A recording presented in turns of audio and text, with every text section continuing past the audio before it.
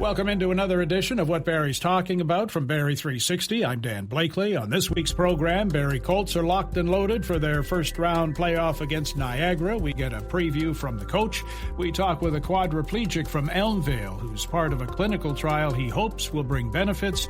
We learn more about the Child and Youth Advocacy Center through the eyes of two people who have been there. The Barrie Chamber of Commerce recently served up its Women in Business Awards. We've invited the winners in to talk about their experiences.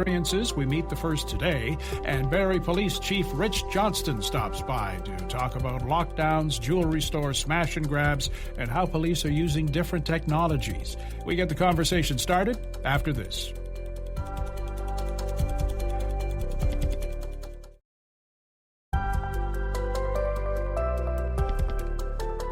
Playoffs beckon for the Barrie Colts, another first-round meeting with the Niagara IceDogs, but things feel different this year. There's a different kind of swagger. Head coach Dylan Smozkowitz can't wait to get it started. He took some time away from the team to meet with Barrie 360's Ian McLennan. A successful season, obviously, for the Barrie Colts, for the management. Before we dig into the playoffs and moving forward, you had the most wins by a first-year head coach in the OHL since, I believe, 2000. So just assess your first year behind the bench and your expectations on how things panned out.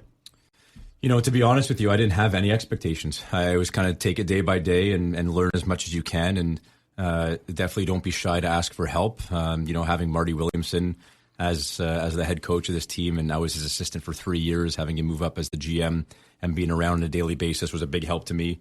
But again, I just can't say enough about my assistant coaches, Dennis Martindale, Patrick Sexton, Connor Catterat, even our goalie coach, Dave Belitsky. Like, these guys had my back, and on some days where I just needed the help, or some days where I just needed a little bit more reassurance that we were doing the right thing, especially at the start of the year when things were a little bit shaky. It was 3-10 to start the season, and so what do you attribute even that turnaround? I know that's early in the season, but how does that affect you, and your players, especially again first year coach? You hope it didn't affect the players too much. I mean, it's not like we were so upset with how they were playing, just maybe more disappointed than results, to be honest with you. It was tough to stick to my guns because as a coach, you just want to win so bad that when it's not going your way, the tendency is to jump the gun and change things. But, some good conversations with Marty, some good conversations with my dad, actually, about if you believe in it and you stick to it and things will kind of sort itself out. And lo and behold, it did. We got some guys back from the NHL and we just kind of stuck to the game plan, and I just continue to coach the way that I know how to coach. And what's different from being head coach to, assistant coach, which you were for years? What is sort of the methodology? And is anything different there when you're behind the bench in that role? I mean, you're as passionate, you're as dedicated as you are. There's no difference there. The only difference is, all eyes are on you, and you have to be willing to take the brunt of the criticism and the blame. And on the flip side, you get to reap the rewards. Hopefully most years are better than the bad years, but this was a good year for us. So there was a lot of accolades and a lot of really happy and fun times, and you can't get too high. You got to stay even keel. You got to control your peaks and valleys, and there's going to be some low times, and there were low times this year as well. But I wake up every day and just excited to be a part of the Barrie Colts, excited for the opportunity to go to the rink and improve myself as a person, improve myself as a coach, and take everything in stride. How critical were those deadline acquisitions to getting to where the team is right now? Honestly, those were the three guys that were on our wish list. We had a wish list between Marty, myself, and my assistants of three players who we believed played Barrie Colts style of hockey. And Marty Williamson, the wizard GM that he is, was able to go out and acquire all three without even breaking the bank too bad. So I don't know how he did it. I don't know how he's done it over the last couple of years, but he got us all the pieces we need to be successful. And those three guys again? Those are Mason Zabeski, a nice power forward. There's Parker Von Richter, a really solid 200-foot defenseman, and Ben Wilmot from the London Knights, who's really came on and been just on a torrid pace offensively since coming to Barrie. Now, you finished up with Niagara, lost in overtime. That's your opponent in the first round of the playoffs that the Colts eliminated last year, so it's a bit of deja vu. In your 5 games with Niagara, they were all, I believe, 1-goal games except one. One went into overtime. So what are you expecting from the IceDogs? I mean, it looks like it's going to be a close series. It should be. I mean, when you get to this point of the season in this league, everyone's everyone's well coached. Everyone has good players. Everyone's got good goaltending, good special teams. So it's we're expecting a tight series. But at the end of the day, we know that if we play to our identity and our brand of hockey, we can't really worry about anything else. We're so focused on ourselves right now. And yeah, you want to prepare your guys in terms of pre-scouts about what Niagara may throw at you. But at the end of the day, 90% of what we do is about us. And if we're playing the way that we are capable of playing, we like our chances against anybody in this league. Now, your special teams were a key part of the season, especially the power play. How pivotal is that going into the first round? It's huge. It was the highest percentage power play in the history of the Barrie Colts. And I give a lot of credit to our power play coach, Dennis Martindale. He's a genius when it comes to formations and route running and putting guys in proper spots. He's really dialed in, really in tune with the players and their strengths. Refs tend to put their whistles away a little bit in the playoffs, so you're not going to get 5 or 6 power plays a game. You might get 1 or 2, and you have to capitalize on those, and you really have to use those as momentum changers in a game. A power play can really change momentum pretty quickly and put teams on their toes, especially if they're nervous to play physical because they know they can't go down shorthanded. So we're looking forward to continuing what we've been all year, a very strong, successful power play. Goaltending. Do you go with what's been consistent number one, or do you consider giving an opportunity to your other key player there too behind the net? We're going to start with Ben Horebic. He's an older guy. He's been through it before. He's going to start for round one, and I'm not a big believer in looking past any task at hand. So I'm putting zero thought or preparation into game 2. All of my energy and all of our resources are going into game 1. So all I can tell you today is Ben Horebic's going to start game 1. And then it's your guess is as good as mine for who's going to go with game 2. We're going to have to assess how game 1 went and look at all kinds of different factors that go into that sort of decision. But we feel really good about both guys. I mean, we've been so lucky, and as a first-year coach, I've been so lucky to not have any issues at all with either of my goaltenders. The old saying goes, show me a good goalie, I'll show you a good coach. And both these guys make me look like a pretty good coach. How does your playing experience help you as you roll into the playoffs too? Does that impact anything? It really does, in a way that I can just understand and sympathize at times what the players are going through and the physical demands and the concerns and the nerves. Like I was there, I've been there, done that, and I've been fortunate enough to get to some pretty lengthy playoff runs in my day, whether it be with the Barrie Colts losing Game 7 in Ottawa there, or even when I moved on to the Oshawa Generals losing in the conference finals. It was you build these family brotherhood bonds with your teammates, especially in playoffs, and it's so emotional, the highs and lows. So for me to be able to talk to my guys about that, not as someone who is wondering what they're going through, but as someone who's actually experienced the emotional trauma that they're about to go through, and keep them, like I said, even-keeled, controlling their peaks and valleys, controlling their highs and lows. I think that kind of separates me from a lot of coaches because I'm so recently removed from experiencing those feelings myself. Now, there was a nice ceremony, I believe, on Saturday, too, for some of the players, overagers. This is their last chance, so to speak, at a title. What does that mean for the club, too, and you personally, and for the players? You never know when you're getting another chance to win. Now, whether you go on to play youth sports, whether you go on to play national collegiate, whether you go on to play pro hockey, you never know when there's a chance to win. So we're not going to take any day for granted. We are going to win every single day, whether it be a practice day, a game day, an off day. We're going to make the most of it, and we're going to do it together. And that's one thing I've really appreciated and been so proud of this team all year long, is that everything we've done this year, we've done it together. We've done it as a unified family. And I think that's really been the key to our success. You talk about the power play, the goaltending, you talk about some of our star players, but the unified mentality that we have is what separates us from everybody else. I guess the elephant in the room, too, is your loss for the first 2 games. Aitchison, defenseman, shining star. When you look back on that fight, I think you were quoted, our reporter, DeGene, saying, he wears his, his heart on the sleeve, his emotions. Is that what that fight was all about, do you think? That's what it's all about. Cash knew before the game he had reached his max fights, and because he knew that, he didn't drop his gloves. But you can't, that's what makes Kayshawn Aitchison who he is. And that's the reason why he's going to go on to do bigger and better things than just play in the OHL. He's going to be a pro National Hockey League player, probably Stanley Cup champion, probably captain of a Stanley Cup team at the National Hockey League level because of that. And I don't have the power, nor would I want to take that away from him. So, you live with that. You just live with Kayshawn Aitchison, because for every time he might cross the line, he will do 1,000 things that no other player can do for you. And as his coach, again, I'm just so proud of the kid and love him so much, and can't wait to get him back for Game 3. And what does that require of the team with that loss?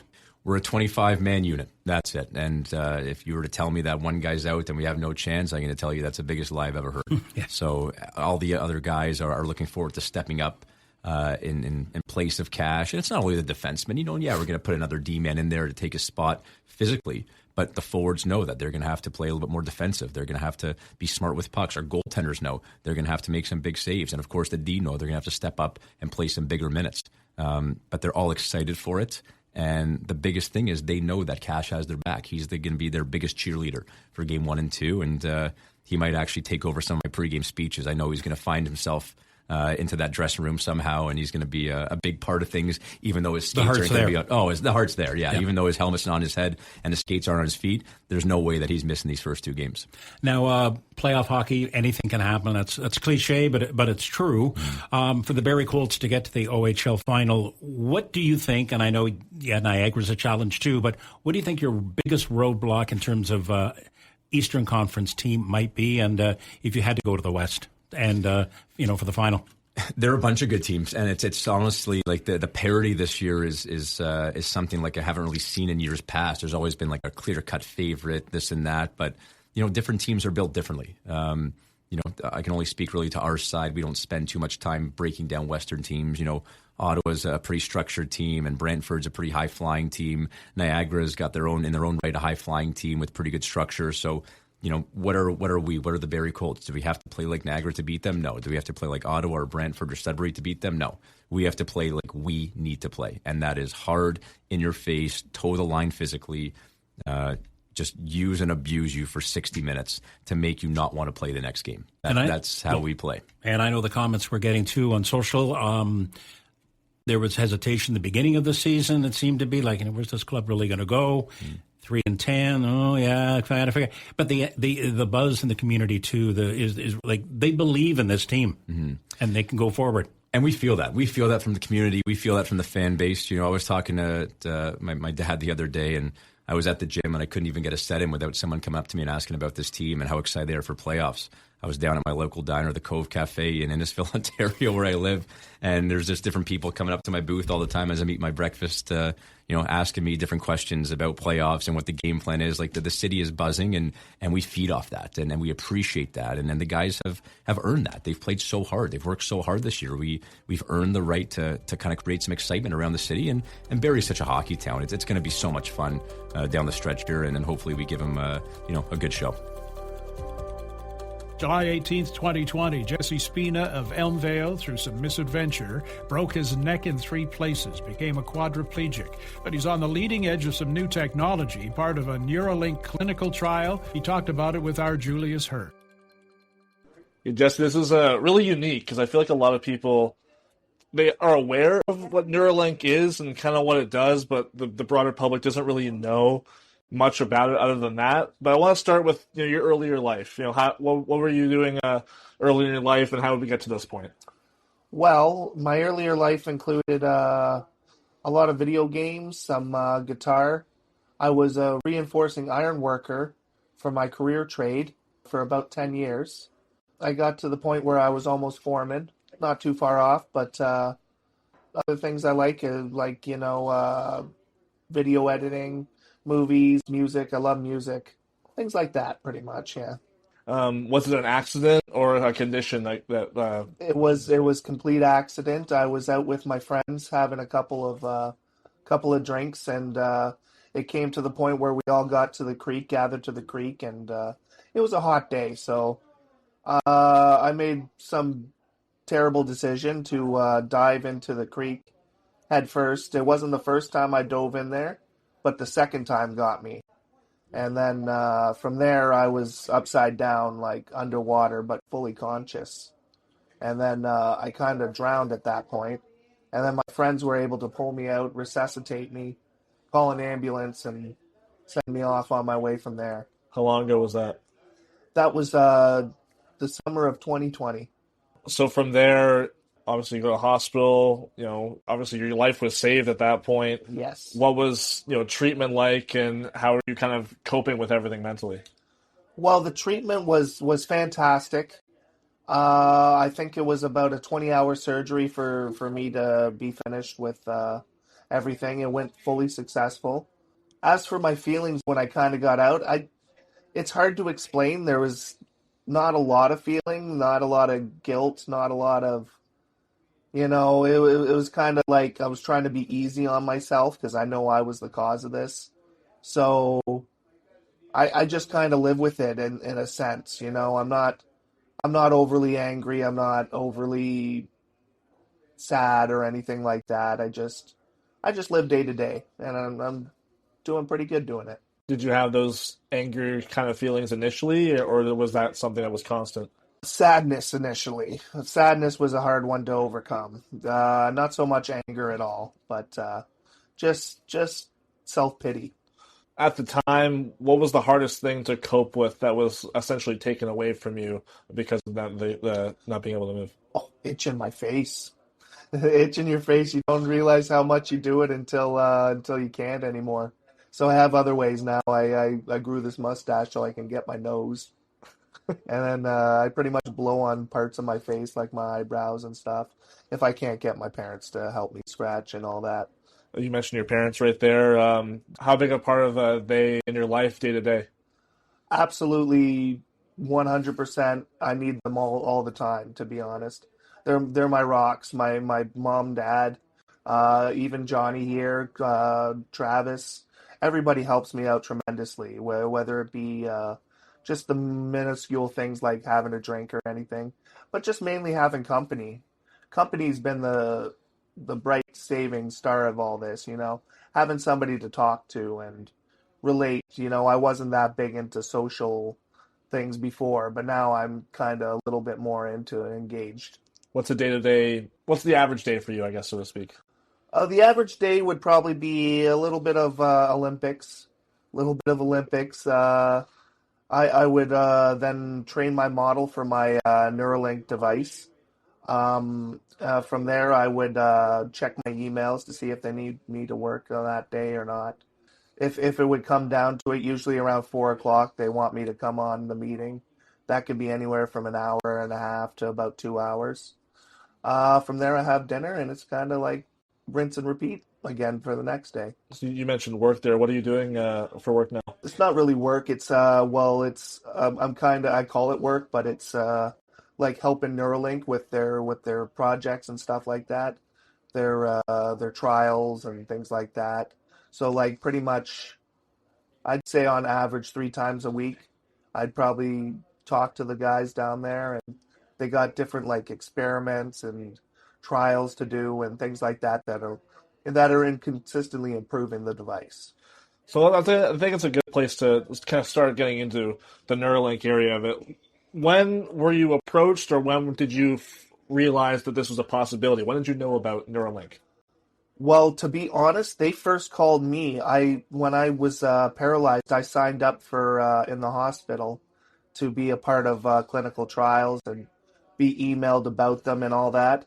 Well, probably about 2025, I was probably early around March. They contacted me, let me know the gist of it and what the project was. I was really interested on it at the time. Sounded really up my aisle, and I jumped on it. And then from there, I learned about Neuralink, and I kind of backtracked. I did it all backwards mostly. How did they know of your story? Well, they prior to being accepted into the system, to the program, they did a bunch of interviews, and they want to make sure you're the right guy for the product. I can't imagine them having a giant pool of people to choose from, but at the same time, they don't want to pick somebody who's gonna kind of give up on it after a couple weeks or something like that. So later on in 2025, I'm sure, I think it started becoming more of a thing in Canada. Like it was, started having the approval processes go through, and then becomes a part of your life. What happened in terms of like the surgery to have it implanted, and what was that process all like? Well, the surgery and the process, they called me in, and about 2 days or one day before the surgery, we got a hotel in Toronto there. From there, they arranged a pickup. So I was picked up at around 6 o'clock. Surgery, I believe, was at like 7:30, something like that. Got to the hospital there, did the surgery. It went very, very smooth. I believe the surgery takes about 4 hours.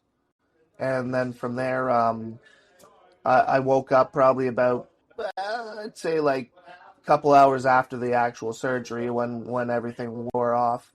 And then I was meet and greeted by a couple of people from Neuralink team, and they wanted to show me right away my visual spike roster, which is just shows like all 180 neurons all in a line and seeing which ones are activating and which ones aren't and things like that, just to show you kind of like what's to come. Do you know if you're the first in Canada to have this, or is there a group of people that There is one other male in Canada that's had this surgery. I was first in Ontario. He was first in Canada and Alberta. So since then, how did you start learning what you could do with, I guess, what Neuralink aims to give you?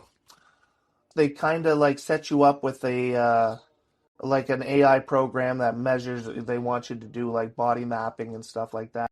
So moving your wrist at the right time, lowering it, right and left, and all that. And then they correlate that with your brain waves. They get AI to work on like setting this up, and then from there it's like a point and click kind of thing. And the more you do that, the smoother the cursor gets. From there, the cursor, and this takes probably about like a total of maybe 10 minutes, 15 minutes tops. And then you have full control of the mouse cursor extremely well. Like almost, it feels like at first it felt like I was using a mouse again, which was kind of like really remarkable. So is that limited to only one device, or can you incorporate that to multiple devices? With the right tools, I can incorporate that to my big computer, my iPad, my phone. Possibilities are endless as long as it can take a USB. So I hate to like bring in the interview process, but for example, when you were texting me, were you able to do that just with your thoughts, or were you able to do that physically? No, my phone actually has like there's a couple times I can like bring up it's like a little keyboard on there so you can type, but it's got a voice recognition software. So I click on that and I'll be able to talk. And then it kind of, so technically, yes, a little bit, but because they did like invent that little bit of their hardware. I'm going to backtrack a little bit. Still ahead of when you had it implanted, what were your biggest fears ahead of having basically a new ability? Biggest fears would probably be surgery not going well. Second and third concerns are if the implant is like, because it's attached to your skull, it's screwed in there. If it moves or loses any connection. And the third one is when the battery's eventually going to die. Yeah, I've seen reports of some previous patients in the States that, whether it's true or not, reports of loosening, I guess, the connection with the brain. So obviously that could be a concern there. Is there any concerns from your end, even before you had it done, about like whether it's ethical or not to have this, or was there any concerns about that? No concerns whatsoever about that. I fully agree with what they're trying to do and fully support them. Do you and the other clinical trial patients have any kind of community together? Have you spoken to any others? Yes, we have it's like a Slack group chat. It's like a Discord almost, but it's connecting all the people that have had the implant now, and I believe there's like 22, 24 now, 24 patients, yeah. What do you think is the most misunderstood part of Neuralink? In all honesty, probably Elon Musk. A lot of people hate that guy, but like this company that he's helped forged is doing some of the most craziest things in the world. They have plans on bringing back eyesight for the blind in the future at some point, and hearing, just but depending on different areas of your brain where this chip is. Yeah, I read a bit about the blindness thing, and it's kind of Neuralink adjacent, but it actually is. It seems really cool on paper. Your folks outside here, they're at the house with you, as I am. How hard was it, or maybe how easy was it to kind of get them on board? My parents were a little bit harder to get on board because they think, I'm not saying they think negatively, but they think the worst for their son, like what could happen for against me and all that. So they were a little bit more coaxing onto it. But when we got to about the day of or the day before, they were more excited for it than not. What are the limitations that you have right now? Battery capacity. Battery capacity is a big limitation. Sometimes the implant is I would say an outdated model, whereas if I don't use it for a couple days or something like that, it will be a really bad model and I can't control it so well. So I need somebody to kind of help guide me, or that's also why I have it on an Apple, is because it's got voice controls commands to it too. So in case I get into those situations, I can still kind of get myself out of them. So how does charging work then? Charging's a cool little subject. It's like a wireless charger, like a disc that goes into a hat that goes right on my head, and then it plugs into a little power bar, almost power plug-in kind of station, and it goes from there. And that's also how it connects too. So less than a year removed from having this implanted, what was the recovery process like? Extremely easy. Like I think the most painful part about it, I had no side effect like headaches or dizziness or anything like that. It was all very good. It was a little tender at times. I think the most painful part was pulling out the staples. Was there like a specific moment for you where you realized this technology really meant something, whether it's for you or for other people that are in the trial? Probably about a weekend, I kind of it kind of dawned on me like this is bigger than me. This is bigger than a lot of people. This is absolutely life changing to some, and just gives people their freedom back, whereas sometimes you lose that and you can't quite get it back. What are those meetings like with the organizers or the people that are researching you and the other patients, to try and move this forward? What are they telling you, and what kind of information are they looking for? They're really just trying to push ahead and find different kind of tactics. Like lately, we were working on the chip in my head has like two settings. One's like a single neuron, and the other one reads multiple neurons. So they're seeing if the multiple neurons can train a model faster, so it would make calibration less harder, and maybe give people more control and things like that. We were working on 10 finger typing, dual joystick gaming, lots of things like that. And the guys are really cool, honestly, right here, right down there. What are your favorite games that you can play? I love Mech Commander, Mech Warrior 5. I've been playing a lot of that. Borderlands, the Borderlands series has been really fun.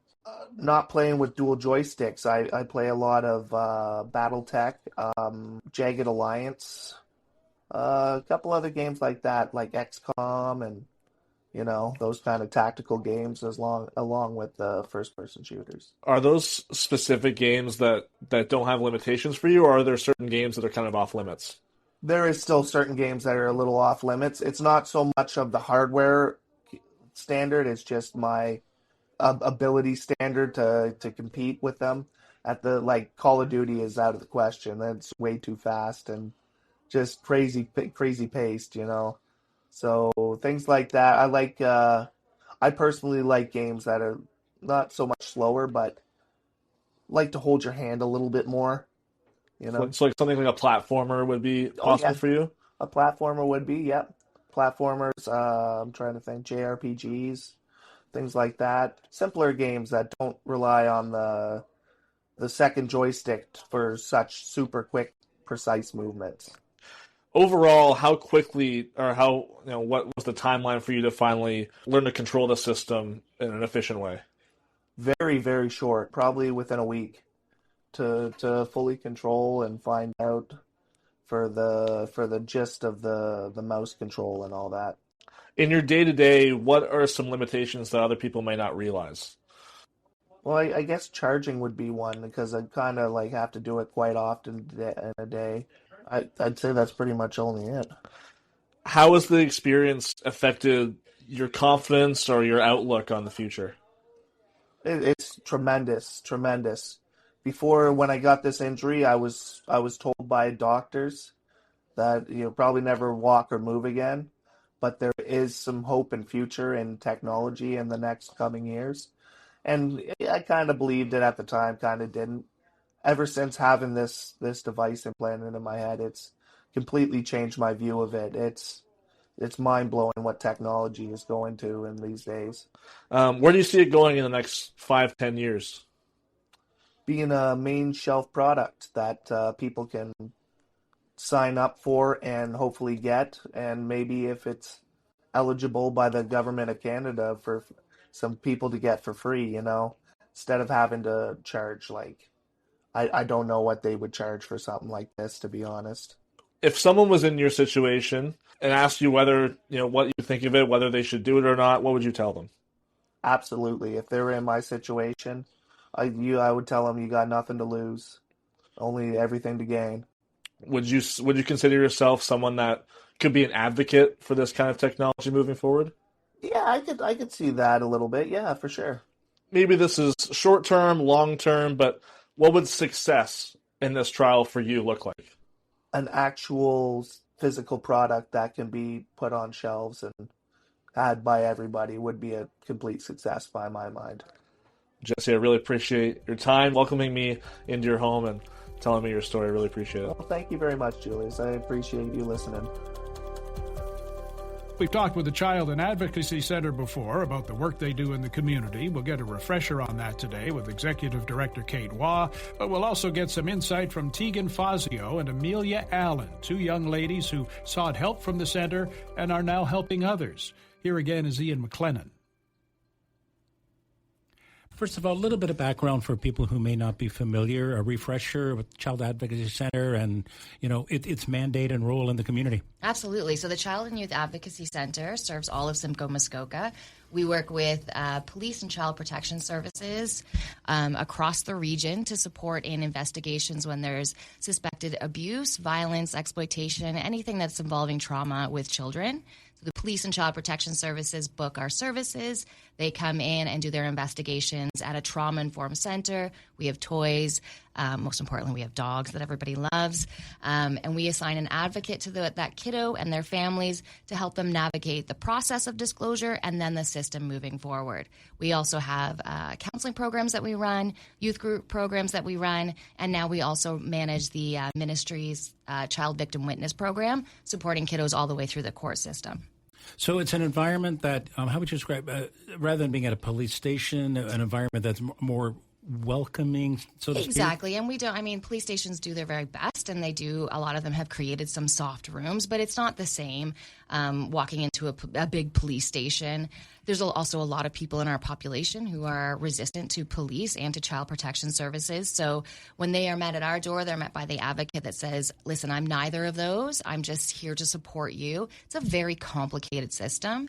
Not only is that part of it complicated, but then finding the resources that you need going forward can be very difficult as well. So our advocates know everything that's happening in our system, from food insecurity, where I can get you specialized training or possibly get you some counseling or whatever you might need. Then they're able to navigate that system and support you and your family through that process. As it is, so the event itself brought them to the center obviously is overwhelming, and then trying to have to navigate a system that always isn't that friendly sometimes. Absolutely, and it isn't. And it's also, all of our services are free, so we are a nonprofit.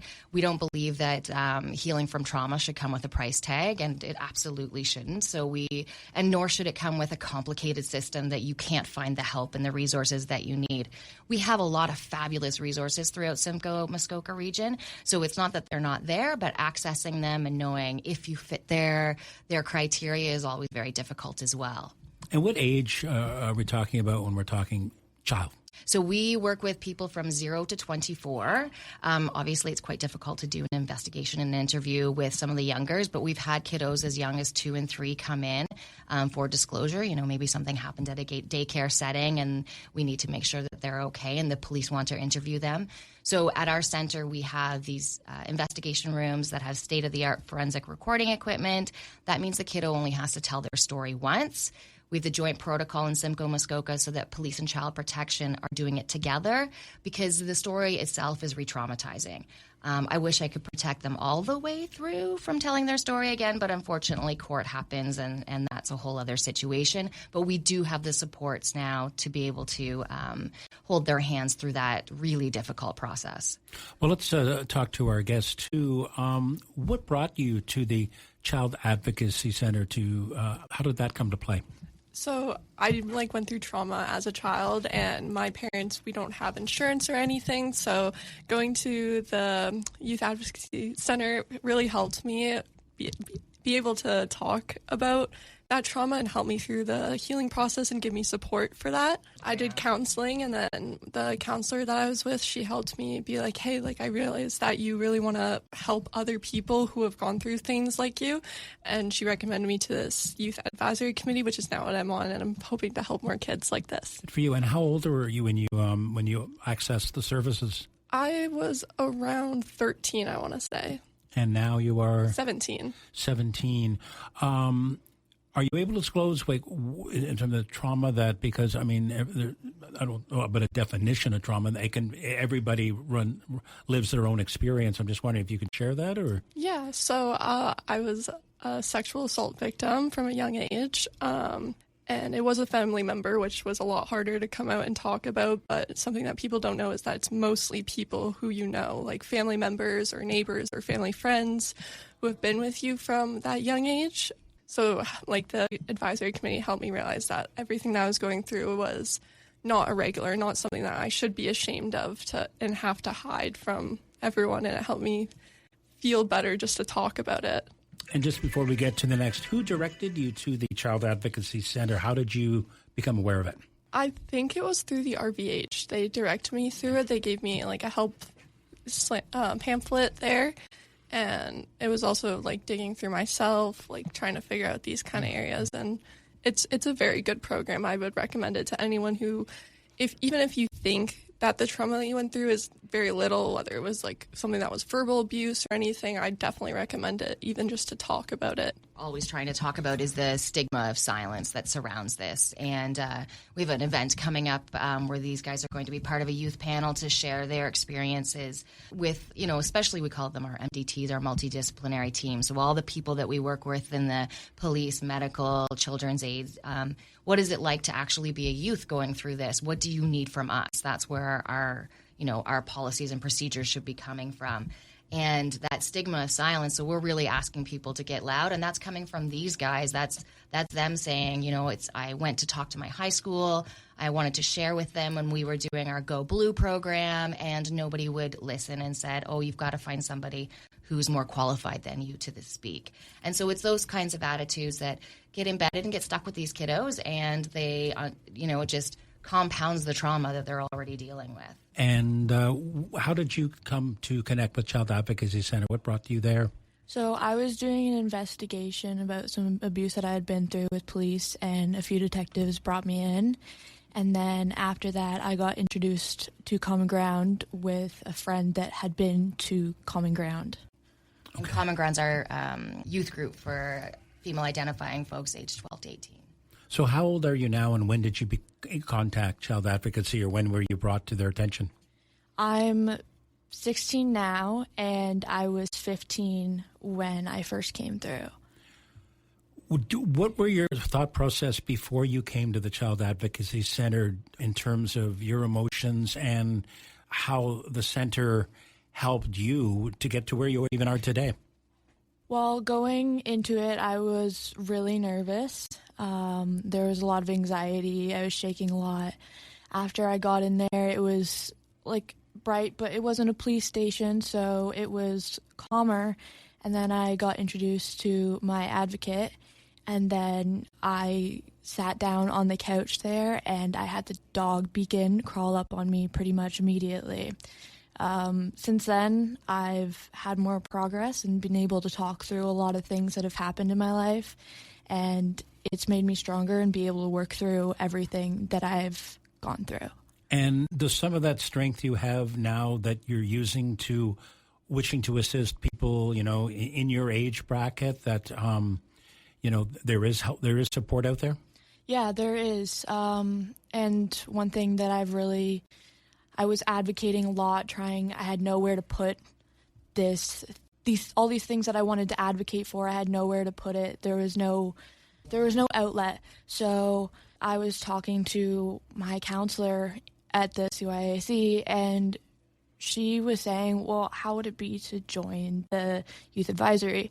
And she told me about it, and I was like, this sounds amazing, and something that I really want to do. Yep. So tell me your role too, and what are you advocating for? You personally, what sort of change do you want to make? Because at your young age and what you've been through, it's very rewarding what you are doing to help others. I think a change that I want to make is to make it known to kids and really anyone that it is okay to speak up about this trauma that you've been through. There's no reason that you should feel ashamed to hide it. There's no reason that you should feel like you're in the wrong in those situations, and you should never blame yourself, especially if it was a sexual assault case, because it's not in your control most of the time. And even if it was like you didn't say no, it is still a problem. And I want people to have that voice to speak out about it, because I think like 90% of the cases that come up are just swept under the rug and not done anything about. How much has this advocacy been part of your therapy? I'd say it's a big impact. I've only been through it just this year for advocacy, but even before that, I've wanted to make it known. I've participated in these rallies that help with it, online kind of stuff, helped out with GoFundMe stuff for people who've been through that, and I just want to continue to do that and help people like that, and it's been a big part of my life now. And same question to you. Has it been a part of your therapy to be part of this this youth advocacy? Yeah, 100%. It's very good. It's healing. And yeah, I would love to do it for the rest of my life, because it's absolutely amazing. It makes me feel good. I really want to make it known to other people that these things are more common than a lot of people think, and people need to be believed. And this is a place where people can be believed and will be believed. And finally, what sort of advocacy can they do, whether in schools, or where can they tell their story outside, on Barrie 360, but where else? Well, we're always looking for opportunities for that. Like I said, we have the breakfast event coming up on May 29th, which I'll share information about, but they'll be speaking at that. With speaking also comes, there needs to be a lot of training. This is a whole new experience for these guys. So we're actually going to be working with another agency it's a global agency called One Child, and they're doing a whole project taking kiddos from across the country and making sure that it's called the shakers and movers. So they're the shakers, and they're the ones that are going to shake the movers, who are the adults in power making the decisions. So that youth voice, that youth empowerment, being abused, that power is taken away from you. So any opportunity where they're able to have their voice heard gives them that power back and that empowerment. And I am beyond honored to work with these girls and everything that they've been through, taking that trauma and that pain and turning it into such a powerful experience to be able to share with other people and help others find their voice I'm just honored every day to be a part of it with them. So we're always looking for opportunities and open to share their experiences with the CYAC and what they think needs to be done to make this a safer place for kids in Simcoe, Muskoka. The Barrie Chamber of Commerce recently served up its annual Women in Business Awards, highlighting the achievements of female leaders and professionals in the community, women who inspire our community. We wanted to share their stories with you, so we invited all of the winners to stop by for a chat, and Amber Sperling was among the first to call. Welcome to the program. Thank you so much. You are the founder of Amber Sperling Social Work and Psychotherapy Services. There's a mouthful, but you're working on that. I am. We are in the process of a rebrand, launching the Marsha Care framework. So the business will be rebranded as Marsha Care: motherhood access, resources, support, health, and advocacy, in legacy for my mom, Marsha, who taught me all about community advocacy and being a mom. So in honor of her, as well as what it stands for, Amber Sperling Social Work and Psychotherapy Services will be Marsha Care in the future. You won the award for community impact. I want to know, first of all, what it felt like when you heard about the nomination. I was definitely shocked because I know there's many incredible women in the community doing incredible things. So I was surprised. You were surprised and shocked, even with all the good work you're doing? I'm just motivated by my work, right? I'm just doing what I want to do. I don't really think about awards per se, more about the impact itself. So let's talk about how this started for you, because you haven't done this just as your job from the get-go. You were in public service for a while. Yes. So I'm coming up on my 4-year anniversary in business next week. So prior to that, I was working for the Georgian Nurse Practitioner-led clinic, and Waypoint before that. So quite a while working in publicly funded roles. So I launched my business 4 years ago with completely different experience. Yeah. How different? What changed for you? What made you decide to branch off by yourself, and what were the big changes that you had to realize? Yeah, it was a cascade, I'll say. So, I work with moms, so obviously becoming a mom was a big piece of that. So my eldest was born in 2016, and working in mental health for years, I was really hit hard, I would say, by how hard it was. I have 2 older sisters. They're both moms first, had an awesome mom myself, but was really surprised. I like this image of sitting in the chair of I have 3 degrees and years of experience in mental health, and I have no idea what's going on. And so that really set the tone of the next few years. When the pandemic hit, flashing forward a bit, I had my second, I was on mat leave, and again, how do people manage this? I'm a very resourced person. I have a lot of supports. I have a lot of privilege in my life, and yet still struggling, right? So just thinking about all the people out there that were not in my position. And then when I had to go back to work, I didn't go back to work, right? Like many others, I was working from home and thinking, well, if I'm already doing this on my own, I could do this on my own, and then have more control over my energy, and having more energy, hopefully at home, and more control over my schedule. So I kind of had a few moments of I think I'm ready to do this. How has that worked out for you? In terms of, I can do this on my own. I can have more control of everything. Do you? Do I? Does anybody? Let's be honest. Leading question. To an extent, for sure. I'm, again, fortunate. My husband's an entrepreneur. He owns his own company. My dad has been in business for over 50 years. So I've been exposed to entrepreneurship. That was not You had an inkling. I had an inkling. I knew that you don't have full control, but I knew that there's opportunity to feel more fulfilled in what you can control. And so I control my own hours. I can drop, as I was saying earlier, I can drop the girls off to school in the morning, and I can attend events for them when I want to, or need to, I should say. And then I think the biggest piece really is I can focus my energy on what I want to. And so I've been able to build a psychotherapy practice that isn't just a psychotherapy practice. We do a lot of community outreach. We do a lot of different level impact. So I'm a social worker. That's where, the base of this is. And so we talk about micro versus macro. And so the micro work is, day to day, I can sit with a client and help the client make the change. But the macro work is now I have flexibility to be on the board of directors for the RVH Foundation. I can be on the Women and Children's Health Network as the co-chair of the Perinatal Mental Health task force. Like those things were not as possible when I was responsible to someone else for my time. It almost sounds like you're busier now than you were before, but as you say, you have more control over that.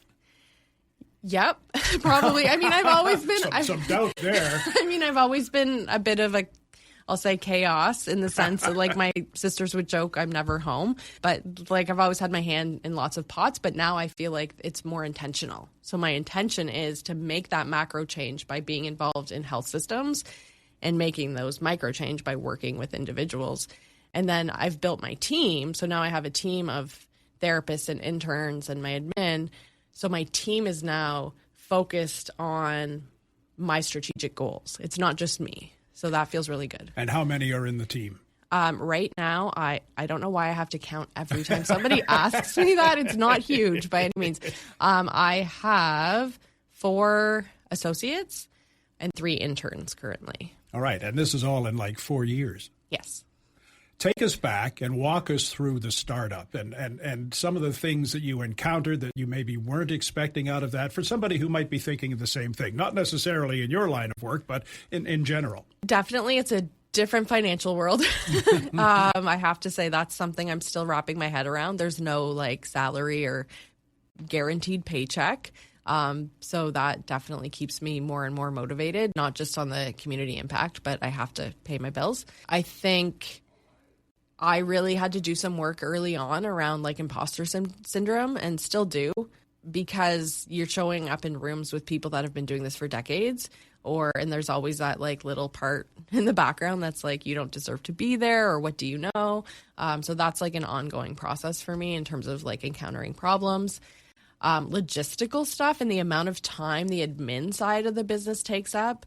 I can't see clients every day, all day, as much as I'd love to, because I have to like manage the space and find furniture, because we just added a 3rd office in our Barrie space. So like finding furniture and getting keys to people and making contacts with people in the community, which is a really big piece of it too, like letting people know we exist. So marketing and thinking about that in different ways. So like all the little pieces around the business, I think I didn't realize how much time and effort that would take. Yeah, it's not just all those skills that you put together and are using to help people. It's expanding on what you're doing and making sure the business goes.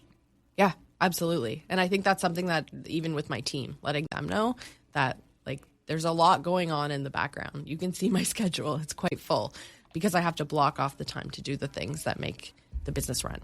But apparently it's working out all right, because you're expanding. You mentioned the 3rd office in the Barrie location, and you opened one in Orillia as well. Yes, we're very fortunate to have partnerships. So we're in the Orillia perinatal massage space in Orillia. There's such a need up there. I mean, when we talk about stats, if I can go there, in like Simcoe, Muskoka, our rates of perinatal mental health, so postpartum depression, anxiety, are quite high compared to the rest of the province. And in the Orillia area alone, it's almost double. So being able to serve and support new moms and families in an area we know is needed, that was a no-brainer. Why are the numbers so high here compared to the rest of the province? Do you have a handle on that? You know, I've been asked that question a lot, and on the task force, we're looking into it. I don't have a clear answer. I wish I did. I think like resources are definitely a piece of that. What's happening in terms of follow-up. It's getting better, but primary care wasn't always available to everybody. So if you don't have a family doc for follow-ups, who's checking in on you, things like that. But unfortunately, I don't have a clear answer for that question. With all this need, are you having to turn people away? Do you have a waiting list? We do not have a waiting list. That is, again, something when I was like, this is my business. I get to run it how I want. And that's why I've grown the team. So when I started to create a little bit of a wait list to see me, that's when I brought on my first associate. And then we've kind of grown strategically that way. I like to say that we will get anybody in within 3 days if we can, because we know like in the postpartum period, it's so important to get the parents the help they need as soon as possible, because when they're better, their families are thriving. What would be the biggest issue that people are coming to you to have addressed? Can you pinpoint that? I mean, definitely postpartum anxiety is a big piece, and it's no surprise. I mean, being a mom myself, like your body is changing the most it will change throughout your lifetime. Like the postpartum hormone change it's real. It's science, neuroscience, right? And so adapting to that, okay, you're starting a new job, but there's no training. You're responsible for a human being that's like completely reliant on you. And then you're bringing all your stuff, right? And I see a lot of that, of moms. I see dads too, but mainly moms who are, who had a rough childhood and had got through it and hadn't really thought about it. And now they're a mom, and now all that's flooding back of the trauma. So we do a lot of trauma work with EMDR, the adapting to this new role, but also realizing that you've got stuff you haven't really dealt with to no fault of anybody. But we see a lot of like the anxiety of, I don't want to be like my parents. And then there's the flip side of like, I need to be like my parents. There's gray in between, but yeah, I see a lot of anxiety. Yeah, we've all sat around as a parent before we have kids. Oh, I'm not going to do that like my mom and dad did. And then you get into that position, they weren't far off, actually. Yes, I like to say that we get a lot of clarity around why our parents did what they did. And it can be really humbling to say, they really were doing their best, even if it wasn't what you needed at the time. If somebody's hearing about you for the first time, can they reach out if they're looking for some help? Absolutely. How do they do that? Best way would be to email info@ambersperling.ca or go to our website, ambersperling.ca. We're also on social.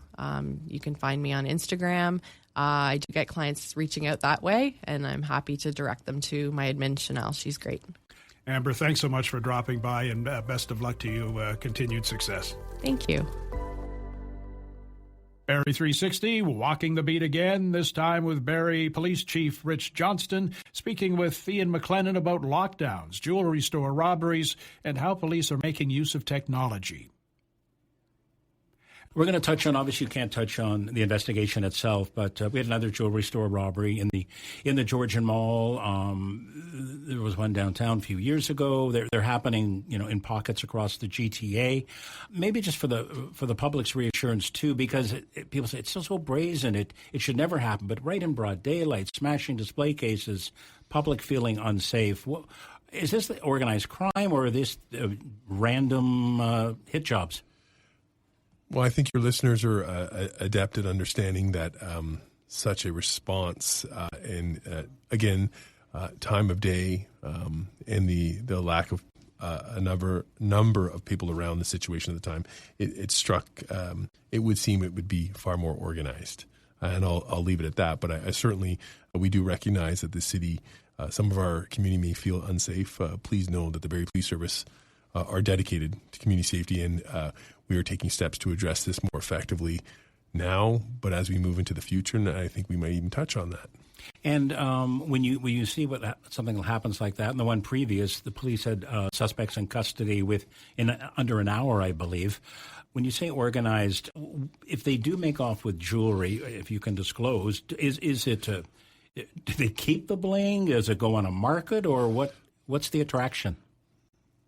Well, I'll simply say this with respect to things that get stolen, things that can be converted into cash, far easier and far more difficult to track, obviously are a far greater draw to those who are going to commit these thefts. Things that can be converted quickly to capital are what some of these groups are after.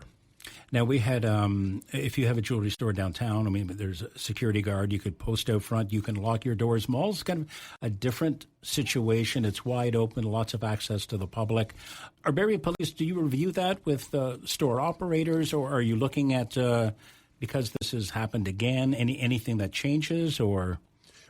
So we do offer, we do have officers that have specific training on what's called CEPTED, crime prevention through environmental design, and certainly the design of a store, the layout, the control that the property owner, as well as those that are using the space, can manipulate to lend itself, or in the opposite of lack of doing it, can lend itself to untoward things occurring. We can have officers attend and assist in recommendations in terms of what you can do to better address that. And so it reduces the likelihood, as you can appreciate, in any given society, we're going to have crime, and these things will occur. But the idea is to make your property and you as a person less of a target. Is that challenging in a place like a mall where, the only time the doors or gates are closed, so to speak, are at closing time and, when the mall's closed? It is that type of open approach, which we understand why. It's very customer service friendly. And then the other side of that is, do we want to live in a society where everything is restricted to, Lexan glass walking in and you talk through a little hole to the person to bring something out to you? We have to find balance in a free and democratic society. And I mean, there's the challenge we do face. Let's shift to what occurred about a month or so ago at Maple Ridge Secondary School. Gun call, lockdown, suspects arrested. I believe there was a weapon that was seized too. Social media lit up. There was a lot of back and forth from the public, not, students communicating. It would be confusing. I know your communications team was updating on a regular basis through social media and what have you. Is there any advice you as chief of police could give to parents, if, God forbid, their kid gets into a situation where there is a lockdown?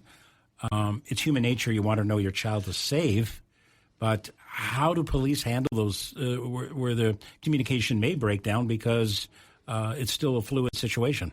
I will have the cautionary note that appreciating that in today's world, everyone can be a journalist to some degree with the social media. Having said that, what we would ask is that, and I'm in no way, shape, or form suggesting that parents wouldn't be checking on their own child's well-being, and I completely understand that. But we are, and the Barrie Police Service has made great strides in investment in our strategic communications for a purpose, and the intent is to be a source of information that we know to be accurate at the time we got it, versus individuals that just may be putting out their thoughts and opinions. And while we are all entitled to our own opinions, we're not entitled to our own facts.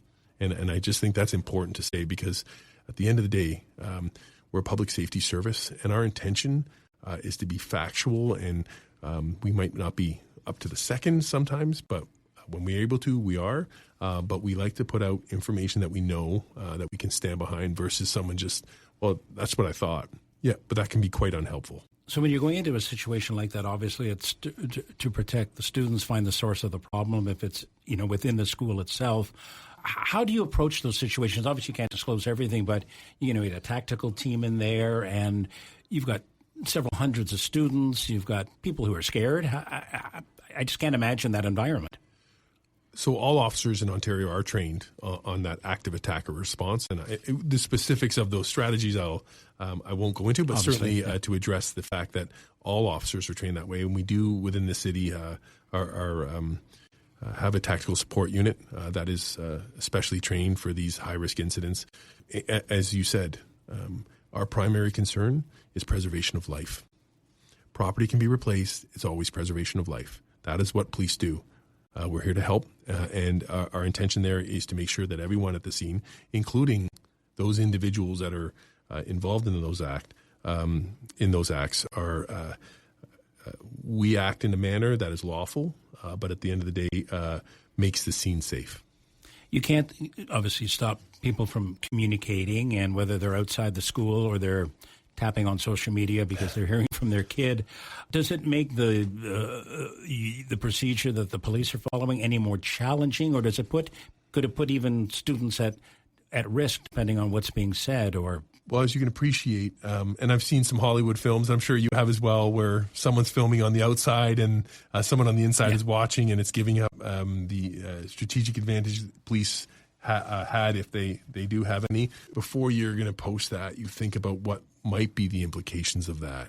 Certainly, with respect in particular to identities, I don't want to walk into this one, but as you can appreciate, in this country, there are parameters around what you're allowed to post and what you're not allowed to post. And I think it's the expectation is within our justice system, you're innocent until proven guilty.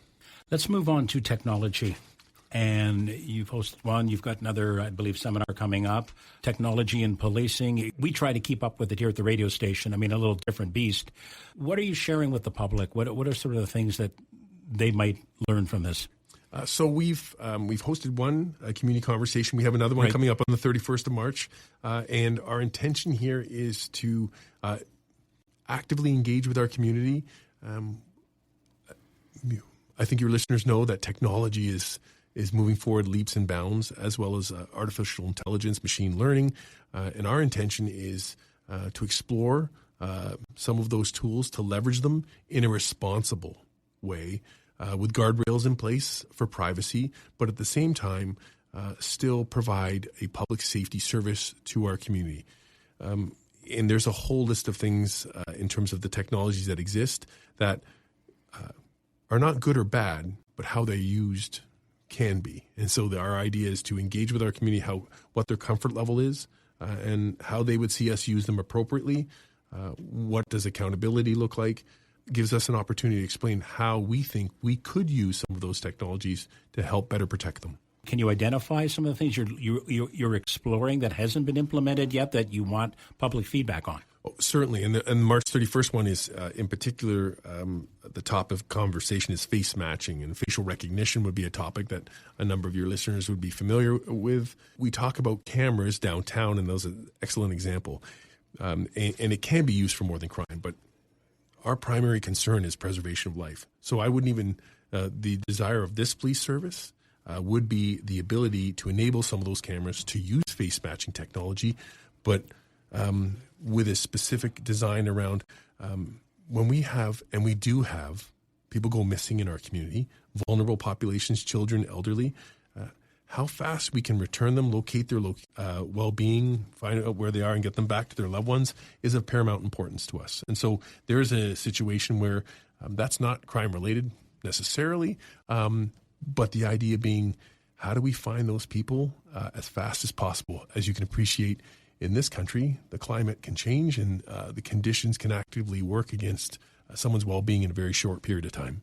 So we say facial recognition, again, you referenced there. Are there some police services in Ontario already using it, or does there have to be some law mandated how you can use it, or do you have carte blanche depending on, Barrie Police can do it, York Region maybe hasn't implemented it, or vice versa? There are a number of larger police services that are piloting the technology, but it's not certainly without guardrails in place.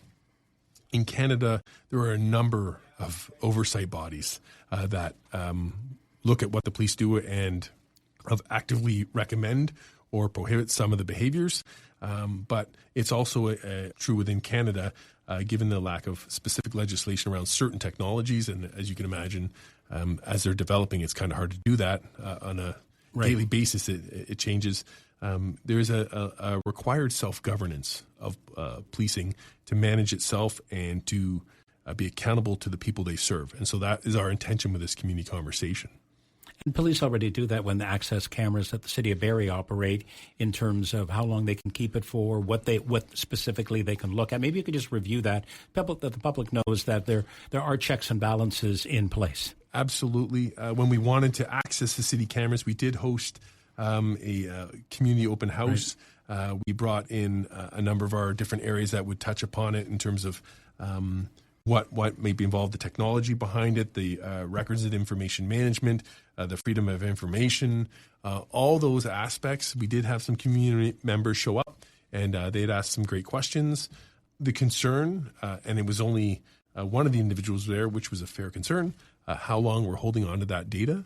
And once we reassured them that we were holding on for a very short period of time, that was comforting to them. That was about it. I can assure you that yearly, the program and our usage is audited, and every 3 years we have an external auditor come in. So there are checks and balances in place. Our intention is not to misuse this technology. It's so important. Our intention is to use it for the good.